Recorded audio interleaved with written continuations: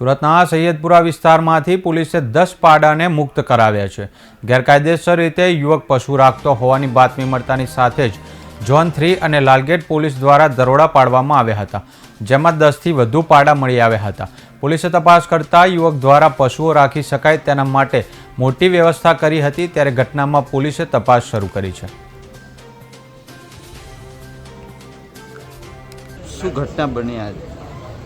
પોલીસને એક બાતમી મળેલ હતી કે સૈયદપુરા પમ્પિંગ સ્ટેશનની પાછળ એક કામેલ કરીને વ્યક્તિ છે, એ બહારથી પશુઓ લાવે છે અને એની કતલખાને એનું વેચાણ કરે છે। તો આ બાતમીના આધારે આજે ઝોન 3ની ટીમ અને લાલગેટ પોલીસ સ્ટેશનની ટીમ દ્વારા એની અહીંયા રેડ કરવામાં આવતા આપ જોઈ શકો છો એ પ્રમાણે ઘણા બધા પશુઓને એણે બાંધેલા છે। તો અત્યારે હાલમાં એનિમલ ક્રુઆલિટી એક્ટ પ્રમાણે ગુનો દાખલ કરી રહ્યા છે અને એનું ફર્ધર ઇન્ટ્રોગેશન કરવામાં આવશે કે આ પશુ એ લાવતો હતો ક્યાંથી અને કયા કતલખાને આ વેચતો હતો, એની ટોટલ ઊંડાણપૂર્વક તપાસ કરવામાં આવશે।